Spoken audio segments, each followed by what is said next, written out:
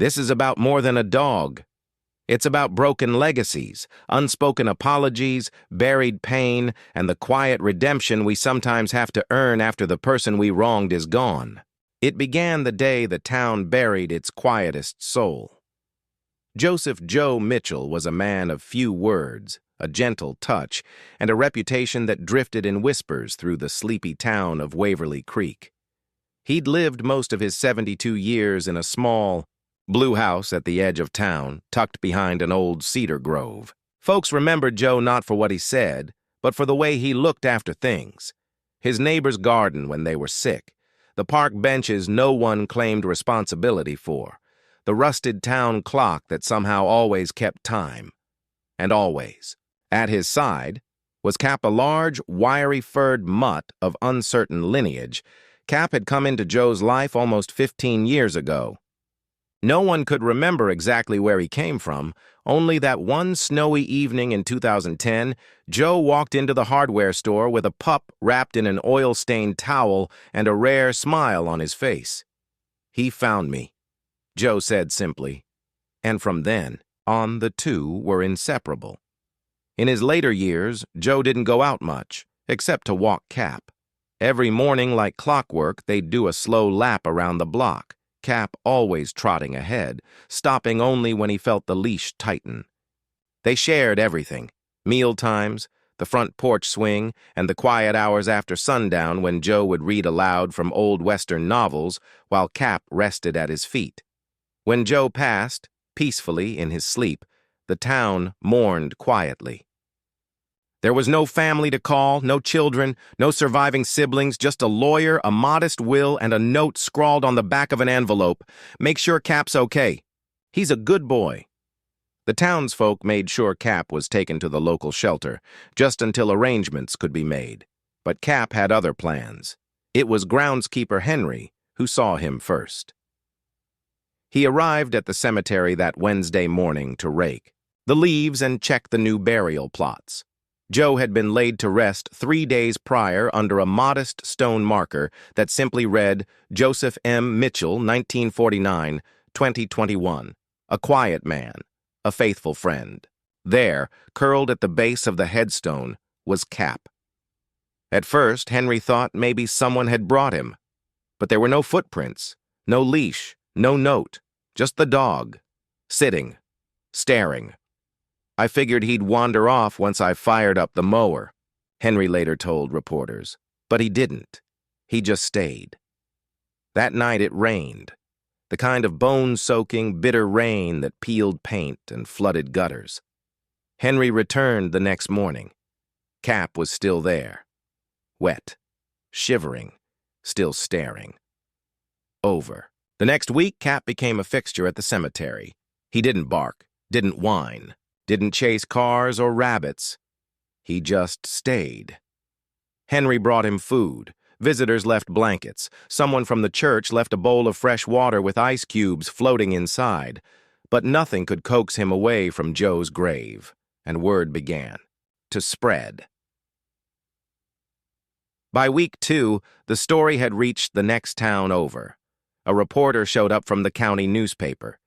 She sat quietly on the edge of the cemetery wall, snapping photos with a long lens.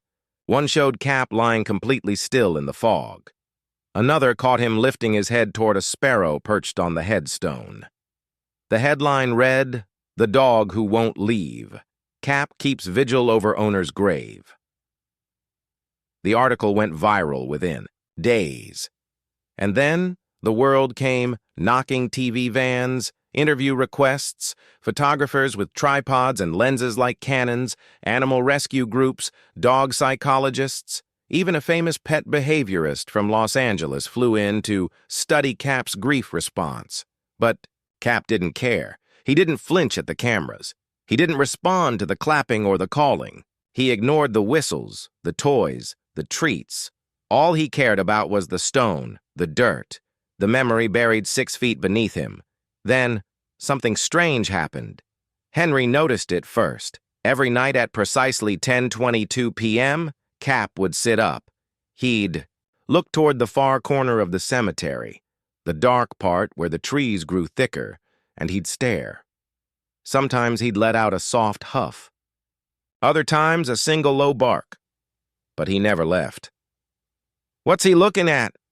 one of the local deputies asked. "Don't know," Henry said. "But whatever it is, it's always in the same spot." Maggie Royce, a veterinary nurse and longtime Waverly Creek resident, offered to take Cap home after his third week at the cemetery.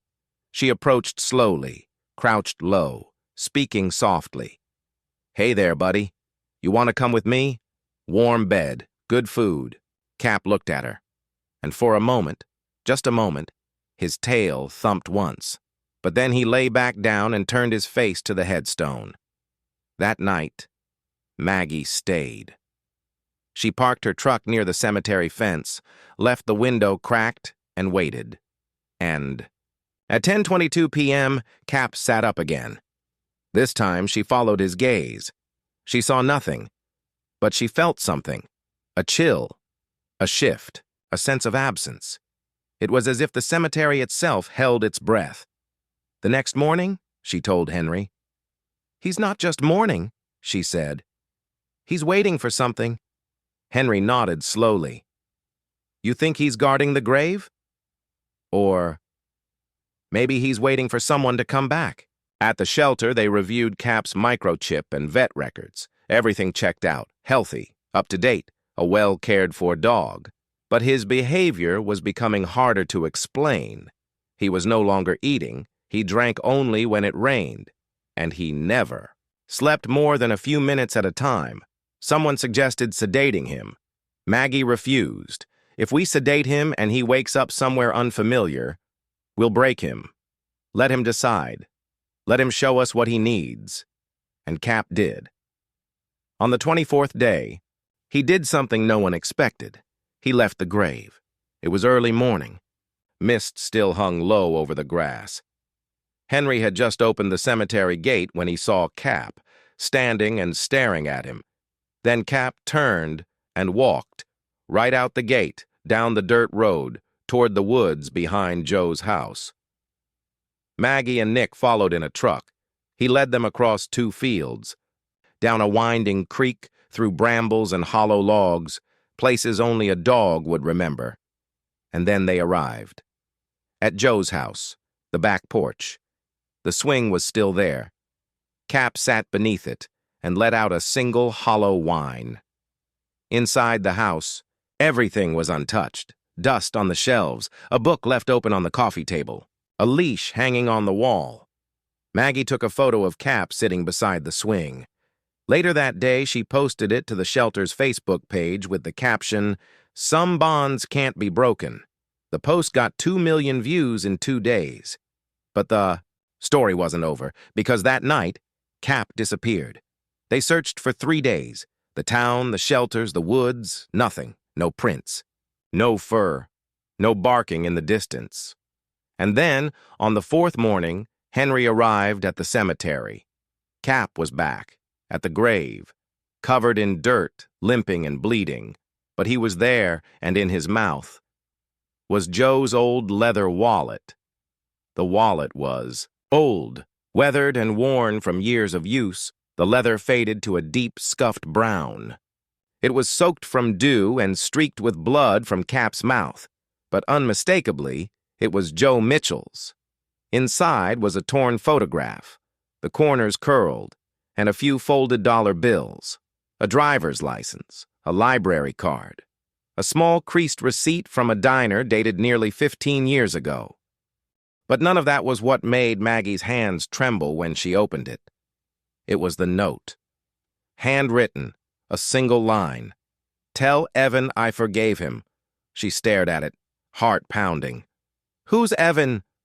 That question echoed through the halls of the shelter, into the cemetery, and all across Waverly Creek. Joe Mitchell didn't have family.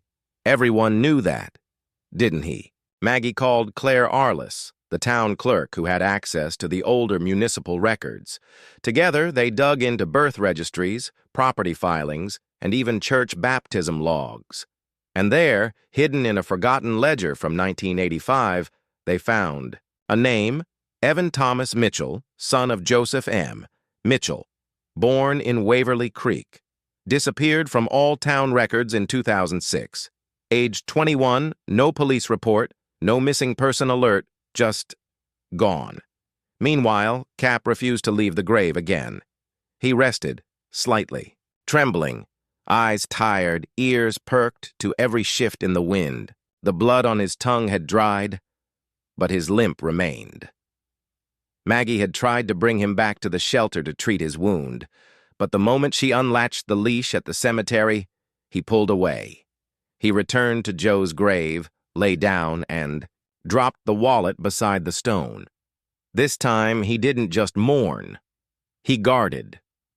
The town had started referring to Cap as the cemetery sentinel. Children left flowers by his paws. Veterans came to salute him. Grieving widows brought blankets, whispered prayers. And Maggie? She couldn't let go of the name in that wallet. She searched social media, records, anything, and eventually, she found something, a post from 2 years ago, a hiking forum, the username ETM21. The post read, "Lost my dog today. Reminds me of my dad. He always said a man and a dog were the truest kind of friendship.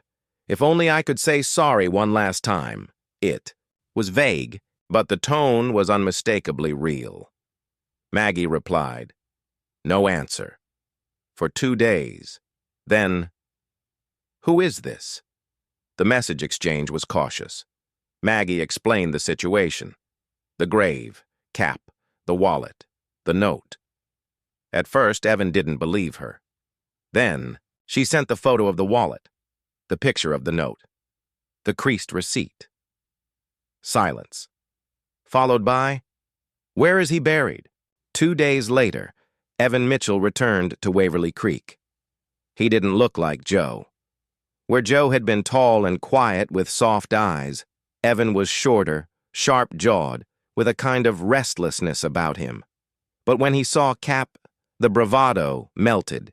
He sank to his knees beside the grave. Cap lifted his head. Their eyes met. Cap stood, walked over, and without hesitation, laid his head in Evan's lap. No one spoke for a long time. Finally, Evan whispered, "I never said goodbye." Maggie stood at a respectful distance, watching it all unfold with a lump in her throat. Evan ran his hand gently over Cap's head. "He never forgot me?" "No," Maggie said softly, "and he never gave up." Later that evening, Evan sat, with Maggie and Henry by the old caretaker's shed. He shared the truth, the whole truth. Joe had been a hard man in his younger days, stern, emotionally distant. A factory foreman who believed in doing things the right way and who rarely spoke unless correcting a mistake. When Evan turned 20 and told his father he wanted to pursue art and move to Chicago, Joe hadn't taken it well. They fought badly. It was the kind of fight that makes a permanent scar. Joe told Evan to leave and never come back. And Evan did. He never returned. Not when his mother died. Not for holidays. Not when he heard Joe had retired. Not until now. He got Cap after I left, Evan said quietly. "I thought it was just to fill the silence." Maggie shook her head. "He didn't just get a dog. He found a companion." Evan smiled sadly. "Of course he did. He never said much to people. But animals, he always had time for them." Cap lay curled at Joe's headstone again that night, but for the first time, he wasn't alone. Evan sat beside him, one hand on the dog's back, the other holding the old wallet. As the stars appeared over the cemetery, the town grew still. Maggie watched from a distance. This was what Cap had waited for. Not just closure, redemption. The next morning, Cap was gone again. Evan searched the property, the woods, the old porch swing. Nothing. The sheriff put out an alert. But Maggie knew better. She went to the cemetery and found him there. This time, curled, not on the grave, but at the foot of a bench just a few feet away, tail wagging softly. He stood when she approached. She opened the gate, and for the first time, Cap stepped forward willingly. He looked back at the grave once, just once, then followed her to the truck. Evan decided to stay in Waverly Creek. Not forever, maybe. But for a while, he helped repaint the cemetery fence, repaired the porch at Joe's old house, adopted Cap officially. Together, they'd sit on that porch swing at sunset, Cap resting between his legs as Evan read aloud from the very same westerns his father used to love. And sometimes he'd whisper, "I'm sorry, Dad. Thanks for waiting, Cap." But the most remarkable thing, Cap never once tried to return to the grave after that. He didn't need to, because he had finished what he came to do. Summer was fading in Waverly Creek. The trees along the cemetery's edge had begun their slow transformation, with leaves turning from green to gold, yellow to rust. Mornings brought mist that hovered just above the dew-soaked grass, and the town grew quieter, as if even the streets were preparing to mourn the coming cold.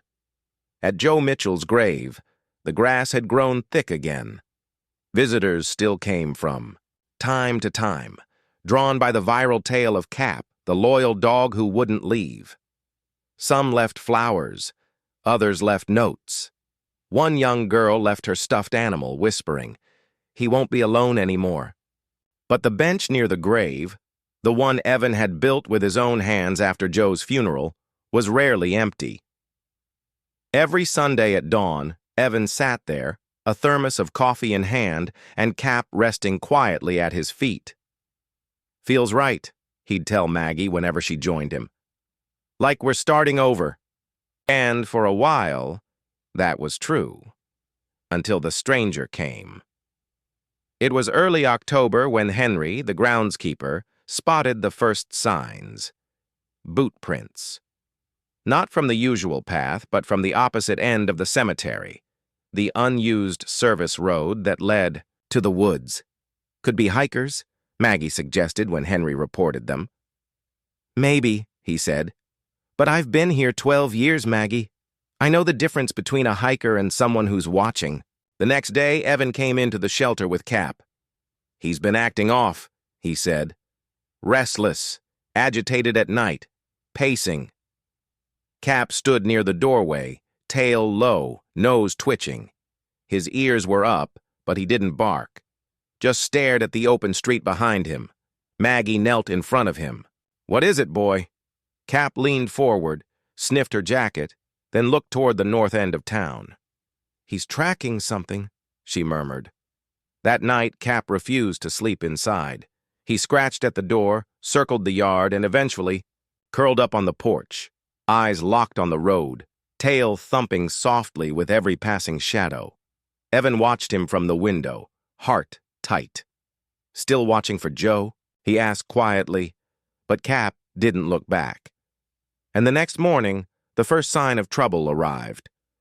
The cemetery's caretaker shed had been broken into. Not ransacked. Not robbed. Just opened. Inside, the toolboxes were untouched.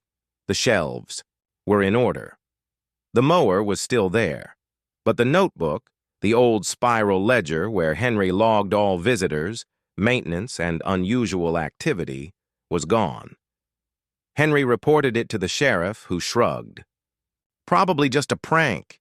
Kids or someone from out of town trying to make TikToks." But Maggie knew better. "Someone's keeping tabs," she whispered to Evan, "and Cap knows." 3 nights later, Cap disappeared. Evan had only turned away for a second, filling the kettle, grabbing a blanket.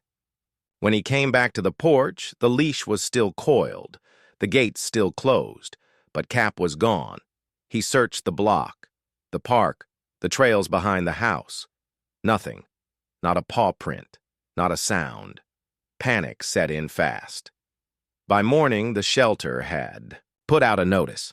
The cemetery was checked, the vet, the diner, Joe's old walking path. Still nothing. It wasn't until the third day that Maggie's phone rang. It was the cemetery's security office. "You need to see this." The grainy footage showed fog rolling across the southern corner of the cemetery. The timestamp read 3:14 a.m. Then, a shape, a tall man, dressed in a long dark coat, walking between the graves, and behind him, Cap. Following closely. Not barking, not running, just walking. Maggie paused the footage. "Why isn't he fighting?" "I think," the security officer said slowly, "he's protecting something." Evan didn't sleep that night. He sat on the bench by Joe's grave, a flashlight in his lap and Cap's leash in his hand. Maggie stayed nearby inside her truck with the windows cracked. They waited, and at 3:11 a.m., fog began to rise. At 3:14, a shadow appeared. Same as before, same coat, same gait. A man, face hidden beneath a hood, walking with calm, unhurried steps. But this time he wasn't alone. Cap appeared beside him, head low, tail stiff, eyes alert. He stopped 10 feet from the grave and turned toward Evan. "Cap!" Evan shouted, rising from the bench. The dog barked once, then stepped toward him. The man in the coat paused, then vanished without a sound into the mist. Evan dropped to his knees, arms open wide. Cap lunged forward and slammed into him, tail whipping, tongue licking, whining with relief. "I thought I lost you," Evan breathed, holding him close. But Cap didn't rest. He kept looking back, toward the fog, toward the place the man had gone.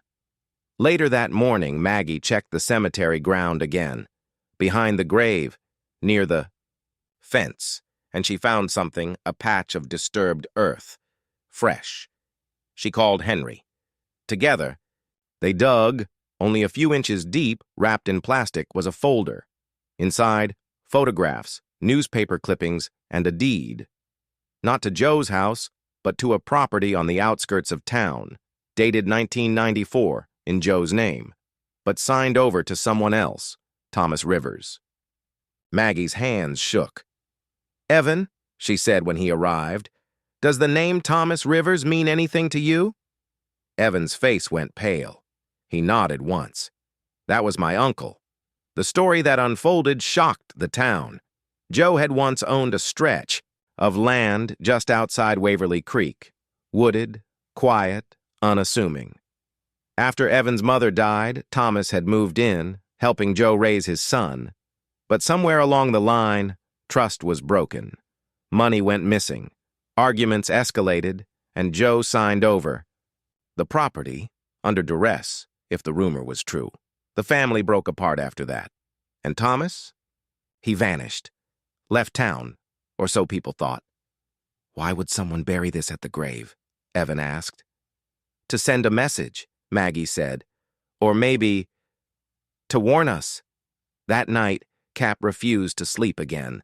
He sat by the window, watching the woods, waiting, and Maggie, watching him, whispered, "This isn't over." Because in Cap's eyes, there was still a story buried beneath the dirt, and he wasn't done digging. The next morning, the fog lingered longer than usual. It hung low over Waverly Creek, hugging rooftops and telephone poles, muffling sound, and turning the sunrise into a pale, watery blur. The cemetery, normally quiet but peaceful, felt different, heavy, expectant. Cap lay on the porch of Evan's home, eyes fixed on the woods. He hadn't moved for hours, not even when Evan had tried to coax him inside. Something in the dog's posture was sharper now, protective, suspicious, like a soldier listening for the enemy in the dark. Maggie showed up just after dawn.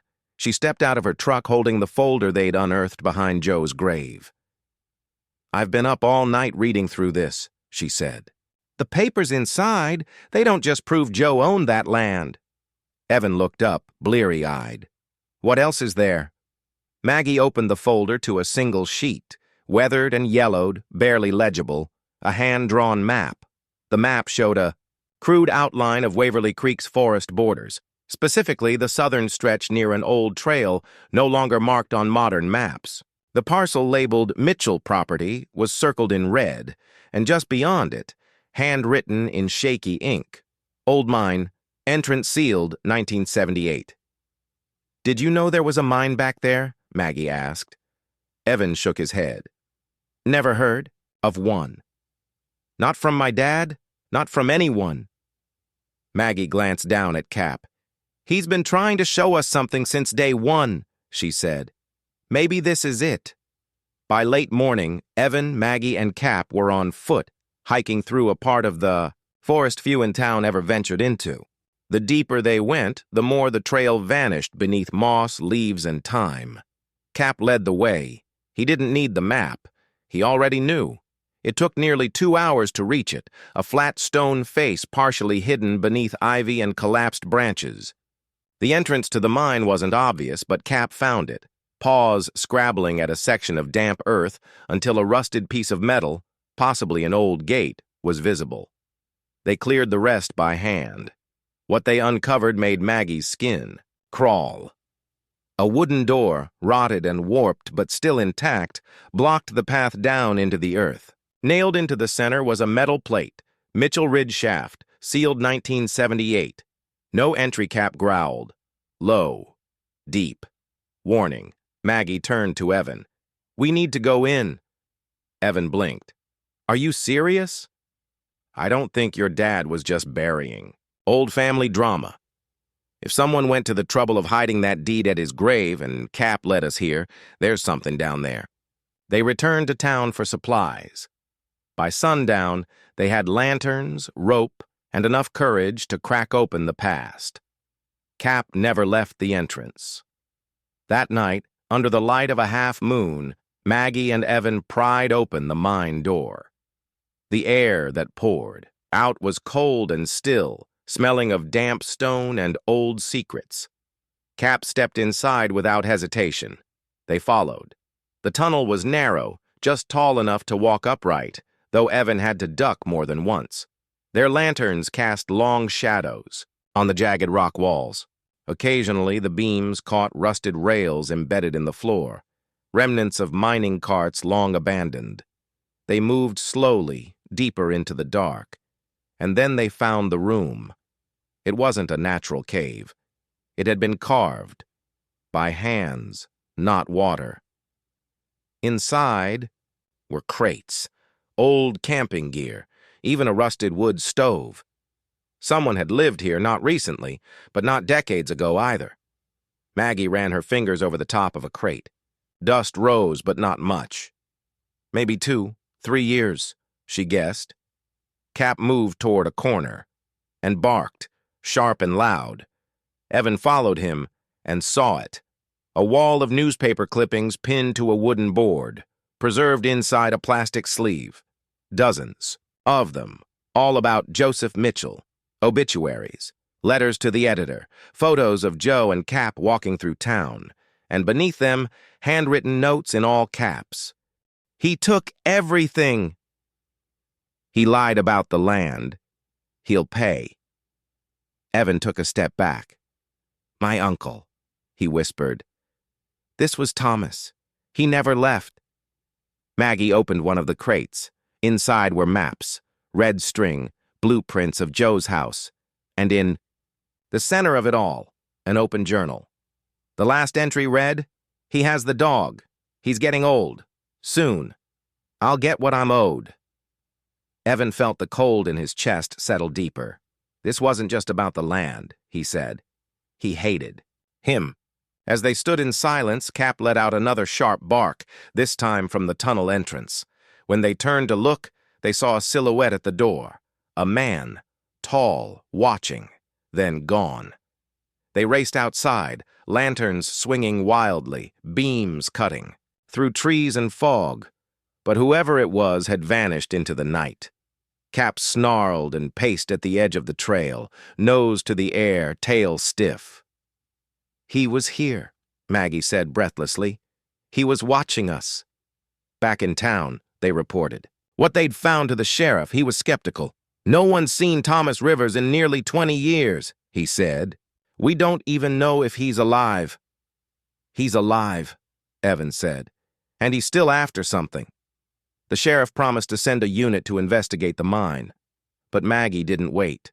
She stayed up that night rereading the notes, piecing together a timeline, and in the morning she found what she was looking for, a handwritten receipt tucked between the blueprints and maps, for gasoline, rope, and dog sedatives. Dated last week. Someone was planning something, and they weren't finished. Cap began acting strange again, restless, circling, staring at the woods. One night, he barked until Evan opened the front door. He raced outside, vanished into the dark. Maggie and Evan followed, this time armed, ready. Cap led them past the cemetery, past the Mitchell property, to an old barn on the edge of town, one that hadn't been used in years. They opened the door. Inside, cages, chains, dog collars, a cot, a coat, and a map. On the map, in bold red marker, grave, Nov 1, 3 a.m. That was tomorrow. Someone was planning to dig up Joe's grave. The cold came early that year. Waverly Creek's autumn was usually gentle. Crisp breezes, gold-tinted sunsets, the distant rustle of deer moving through the trees.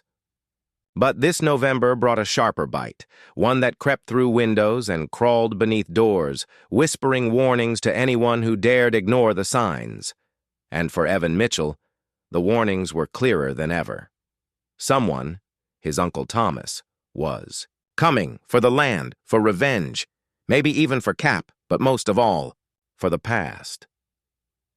The discovery in the barn had changed everything.